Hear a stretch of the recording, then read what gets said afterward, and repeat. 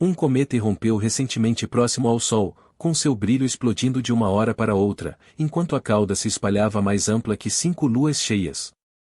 Poucos dias depois, o Sol liberou sua erupção mais intensa em meses, disparando uma onda colossal diretamente para a região do espaço onde o cometa R2-SFAM, como o título indica, avança veloz em direção à Terra. No dia 21 de outubro, SFAM se aproximará como nunca antes, justamente quando outro objeto interestelar cruza em um alinhamento quase perfeito. Com tempestades solares prestes a colidir contra a imensa cauda do cometa, ninguém sabe o que virá a seguir. O céu se iluminará em um espetáculo dramático ou se calará no vazio? A reação em cadeia já se iniciou. E se o fogo estelar encontrar o visitante cósmico? Em 12 de setembro de 2025, o cometa SEN 2025, agora conhecido simplesmente como SFAM, contorna o Sol a uma distância de apenas meia unidade astronômica, mais perto do que Marte jamais se aproxima da Terra. Inicialmente, os dados pareciam comuns: um objeto tênue e lento, com magnitude em torno de 7,4, e cauda se estendendo modestamente por 2 graus no céu noturno. No entanto, os cometas são mestres em surpreender. Apenas 2 semanas após o periélio, o fulgor salta de repente.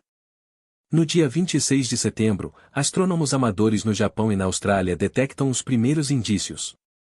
Um aumento abrupto de quase uma magnitude inteira impulsiona as SFAM para visibilidade a olho nu em céus escuros.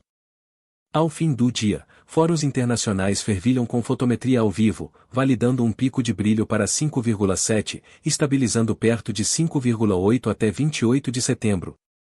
Isso vai além de uma mera flutuação numérica.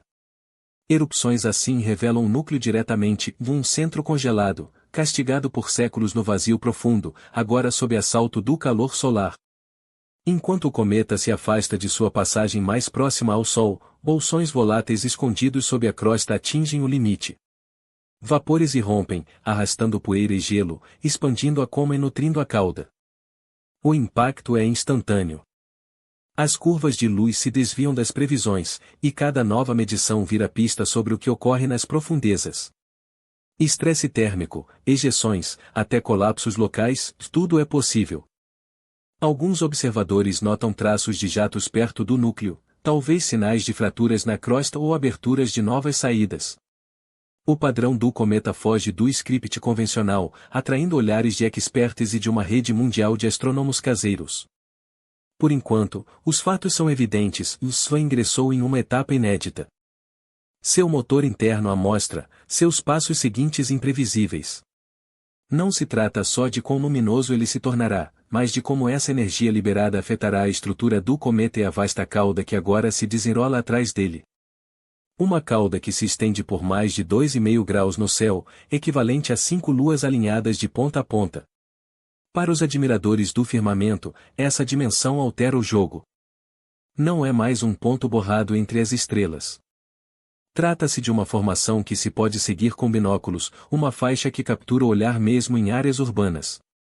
Essa extensão expõe mais segredos do cometa. Nós de poeira, raios mutáveis e o azul elétrico sutil da cauda iônica, todos moldados pelo vento solar. A configuração da cauda narra uma história em tempo real. A poeira, mais densa e lenta, permanece próxima à trajetória do cometa, criando um leque amplo e iluminado pelo Sol. Já a cauda iônica, mais leve e instável, pode se contorcer, ondular ou até se desprender sob condições solares adequadas. Com a cauda de SFAM abrangendo um setor do céu mais largo que qualquer horizonte urbano, até telescópios modestos revelam detalhes, filamentos, dobras e curvas inesperadas. Para quem monitora de noite em noite, as transformações são notórias. Uma só seção pode mostrar uma nova torção, um jato enfraquecendo ou um clarão repentino, à medida que material fresco jorra do núcleo. A comunidade global de cometas já reage. Amadores de vários continentes acumulam imagens, trocam impressões e divulgam sequências em lapsos de tempo que mostram o movimento da cauda hora a hora. Fóruns se acendem com relatos de variações cromáticas delicadas, azul glacial para íons, dourado para poeira, sugerindo a química intricada em ação. A posição baixa de SFAM no céu sul durante grande parte de setembro e outubro beneficia observadores da Austrália, África do Sul e Argentina. Mas até latitudes setentrionais terão chance conforme Svan ascende e a lua minguar. Para quem possui binóculos simples, as próximas semanas prometem um assento privilegiado em um experimento vivo de física do sistema solar. O alcance da cauda vai além do vislumbre estético. Ele prepara o terreno para o que ocorre quando o Sol lança sua própria onda de choque para o mesmo quadrante espacial. A dúvida agora não é apenas quanto ao crescimento da cauda, mas sua resposta ao vento solar que se aproxima. No dia 28 de setembro, às 8h43 no tempo universal coordenado, o Sol explode em uma erupção de classe M6. 4, a mais forte em meses. Na maior parte de setembro, a atividade solar fora discreta, com leituras de fluxo de raios-x dos satélites GOES em platô, indicando uma pausa no ciclo atual. De repente, sem aviso, os monitores de raios-x disparam. A potência da erupção, calculada em milhões de quilowatts, ilumina os gráficos do GOES 16 e GOES 18 em tempo quase real. Os físicos solares da NAT, o Centro de Previsão do Tempo Espacial da Administração Nacional Oceânica e Atmosférica, se apressou para avaliar o incidente, verificando os dados com o Observatório Dinâmico do Sol. Imagens e informações de coronógrafo do Observatório Solar e Heliosférico. Isso vai além de uma mera perturbação solar passageira. As erupções de classe M ocupam um nível intermediário na escala, mais uma de M6. 4 basta para alertar operadores de satélites e especialistas em clima espacial. A origem da erupção, na região ativa 4232, um grupo intricado de manchas solares com campo magnético retorcida, situa-se no mesmo quadrante do Sol que o cometa Svan está se aproximando agora. Em menos de 30 minutos, os coronógrafos registraram o disparo de uma ejeção de massa coronal. A velocidade inicial do CME, calculada entre 801,000 km/s, o coloca entre as explosões mais velozes do ano. Nas salas de controle, os avisos se propagam rapidamente. Equipes de satélites revisam duplamente os procedimentos para picos de radiação, mas esse CME não segue rumo à Terra. Em vez disso, a atenção se volta ao que cruza sua trajetória. O momento, apenas 2 dias após o surto de Svan, chama a atenção imediata. Oficiais de plantão marcam o ocorrido para os cientistas do cometa, que iniciam simulações da possível colisão entre o CME e a cauda iônica em expansão de Svan. Por enquanto, os dados contam a narrativa. Uma erupção M6. 4h0843 no tempo universal coordenado. Um CME avançando para fora e um cometa com cauda superior a 2 graus de largura na mira. O Sol, calmo por semanas, despachou um impulso potente para o mesmo setor do espaço onde Svan exibe seu espetáculo. A sobreposição desses fenômenos é incomum, e todo instrumento, de detectores de raios-x do GOES a telescópios terrestres, agora tem motivo para observar com atenção. No Centro de Previsão do Tempo Espacial da NOAA, a correria começou assim que a erupção atingiu o pico. Analistas acessaram transmissões em tempo real do coronógrafo Lasco do Sorro e das imagens heliosféricas do Estéreo A, examinando quadros em busca do arco plasmático em expansão. O CME, lançado logo após as 0845 UTC, se espalhou com velocidade inicial próxima de 900 km por segundo, capaz de percorrer a distância média Terra-Sol em menos de 2 dias. Sua largura angular, de cerca de 90 graus, o enquadra entre as ejeções mais amplas do ano. Mas o aspecto vital era sua direção. Desta vez, o jato errou a Terra por uma margem considerável. Pelo contrário, sobreposições de modelos indicavam o lobo principal varrendo o setor espacial agora habitado pelo cometa Svan. Para as equipes de previsão, o dilema residia na geometria. Ejeções solares não seguem linhas retas perfeitas. Elas se dilatam, contorcem e, por vezes, se fragmentam ao atravessar o vento solar. Para mapear o trajeto do CME, pesquisadores montam imagens de coronógrafo, traçando a borda frontal contra as posições conhecidas de planetas, naves espaciais, pela primeira vez em anos, um cometa com cauda além de 2 graus de extensão. As coordenadas de Svan, logo dentro da órbita terrestre e um pouco ao sul da eclíptica, o colocam perto do corredor previsto, embora a incerteza tridimensional persista. Sem impacto direto na Terra, os dados de plasma in situ seriam escassos, tornando a observação terrestre orbital a principal opção para monitorar o encontro. Todos os grandes centros de previsão sinalizam o evento para pesquisadores de cometas.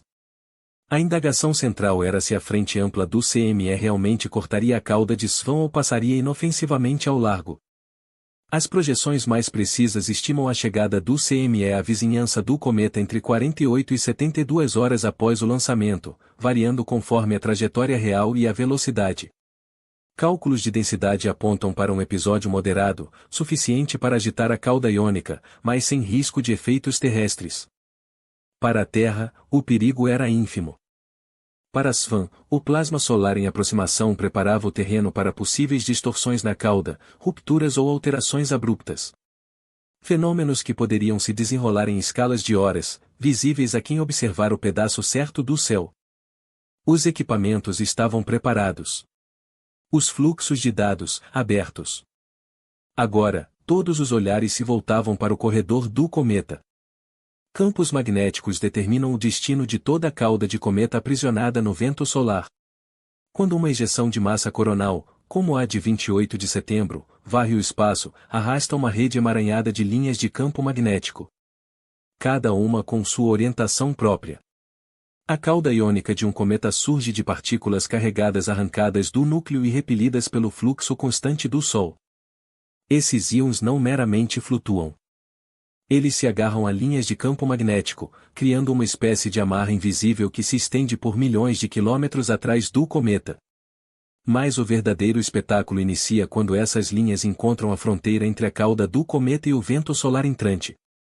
Se o campo magnético incrustado na ejeção de massa coronal se orienta para o sul, oposto à direção usual perto do cometa, as condições favorecem o que os físicos denominam reconexão magnética. Isso equivale, no cosmos, a um disjuntor se abrindo de repente.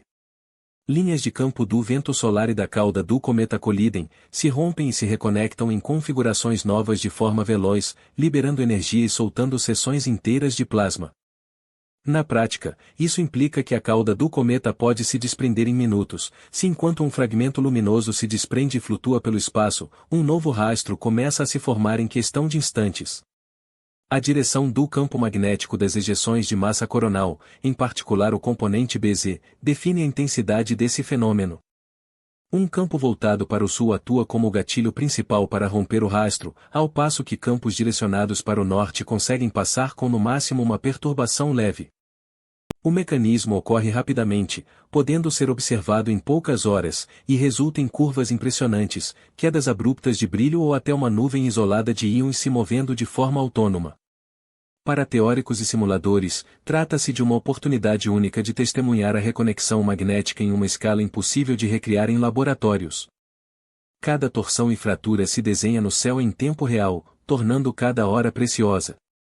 A fase de transformações intensas está aberta, e as diretrizes são claras. Observe o rastro, confie no que aparece e ajuste suas previsões com flexibilidade. O rastro iônico do cometa Swan, com mais de 2,5 graus de extensão, enfrenta diretamente a pressão total do vento solar. Caso as linhas de campo magnético da ejeção de massa coronal cruzem a trajetória do cometa, o rastro iônico pode se contorcer ou se separar em apenas 90 minutos, de um evento que, na maioria dos cometas, acontece de forma discreta nas profundezas do espaço, mas que agora se desenrola em um palco acessível a telescópios amadores.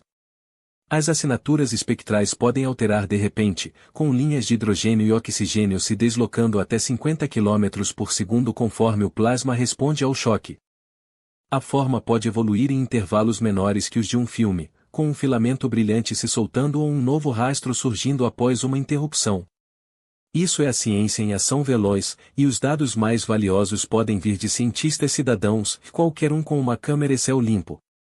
Mas é preciso prudência, e nem toda ondulação ou escurecimento repentino confirma uma tempestade solar. A trajetória exata da ejeção de massa coronal ainda é incerta, e as estimativas de colisões diretas são meras suposições, não verdades consolidadas. Especialistas recomendam atenção constante, sem ilusões de certeza. A atitude ideal é registrar, analisar e compartilhar, construindo um arquivo coletivo à medida que a narrativa do cometa se desenvolve. Por enquanto, a única certeza é a mutação. A próxima irregularidade pode surgir em um único instante, e o planeta inteiro acompanha unido. 21 de outubro de 2025. Os dados narram o enredo.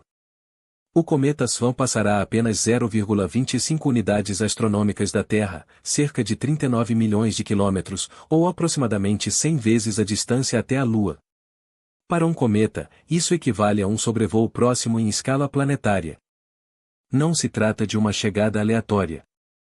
A configuração se alinha de modo quase ideal. A órbita de Swan cruza a eclíptica em um ângulo raso, navegando pelo mesmo plano invisível que marca a principal rota de tráfego do Sistema Solar. Sua localização logo ao sul da eclíptica o posiciona no coração da área onde o vento solar e a folha de corrente heliosférica são mais dinâmicos. Na mesma data, o visitante interestelar 3, Ila Atlas, atinge a conjunção superior, posicionado diretamente oposto ao Sol do ponto de vista terrestre, enquanto Swan atinge seu ponto mais próximo. Ambos os corpos, distantes milhões de quilômetros, mas transitando pelo mesmo amplo canal, proporcionam uma ocasião rara para contrastar dinâmicas nativas interestelares em paralelo. Para analistas de órbitas, esse acoplamento é uma anomalia estatística. As chances de dois objetos assim, e um de órbitas solares profundas e outro do espaço interestelar, se aproximarem da eclíptica em dias consecutivos são mínimas. O momento é igualmente notável. O 21 de outubro traz a lua nova, eliminando o brilho lunar e proporcionando os céus mais escuros do mês. Com Swan no ponto mais baixo, o efeito de paralaxe e pequenas variações na posição aparente vistas de locais diferentes na Terra e se torna detectável até por telescópios caseiros simples. Mapas celestes mostram Swan ascendendo mais alto a cada noite, seu rastro delineando um trajeto pelas constelações do Sul. A distância entre a Terra e o cometa, rastreada ao vivo, reduz-se a 1/4 da separação Sol-Terra, criando a oportunidade máxima de observação antes que Swan se afaste novamente para o vazio cósmico. Para quem deseja avistar Swan nas noites próximas, o cronograma e os preparativos são fundamentais. O 21 de outubro é a data principal, da aproximação máxima, lua nova e céus noturnos mais negros do mês. Mas o período se estende além. O percurso de Swan fica logo ao sul da eclíptica, elevando-se progressivamente a cada noite pelas constelações meridionais. De Buenos Aires a Perth, o cometa surge cedo e permanece visível até as horas antes do amanhecer, com seu rastro varrendo para o oeste no horizonte. Em latitudes setentrionais, a visão melhora ao longo de outubro, com Swan despontando acima da linha das árvores após a meia-noite e subindo mais a cada noite. Cartas estelares colocam Swan próximo à divisa entre Grus e Piscis Austrinus. Fácil de localizar se você traçar uma reta de Fomalhaut para Mala, a estrela mais brilhante da área. A inclinação do rastro permite uma comparação lateral com estrelas de fundo. Seus 2,5 graus de comprimento equivalem à separação entre Alt e seus vizinhos mais próximos, facilitando medições. Para observadores com binóculos, um campo de visão padrão de 7x50 abrange todo o rastro de uma vez. Telescópios menores revelam detalhes extras, mas até uma câmera comum um tripé permite registrar o rastro em exposições de apenas alguns segundos. O truque do paralaxe entra em ação conforme o cometa Swan se aproxima. Com o astro a apenas 0,25 unidades astronômicas de distância, sua posição aparente muda de forma sutil, dependendo do ponto de observação. Um fenômeno que se pode detectar com algumas horas de dedicação e atenção meticulosa.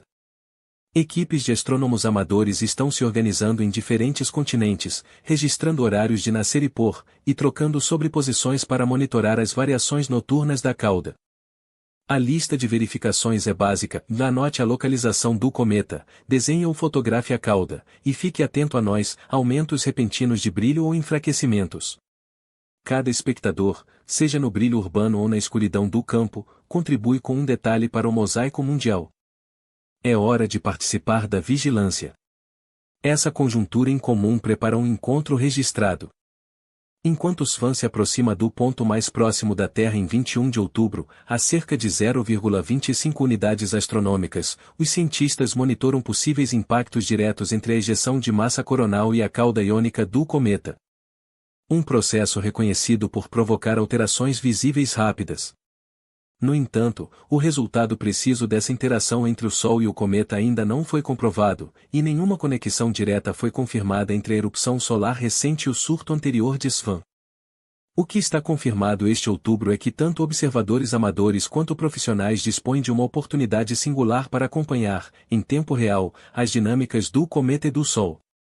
Como registrado na campanha global de observações, a trajetória de SFAM representa uma chance rara de seguir as forças cósmicas em ação, com descobertas essenciais ainda em desenvolvimento.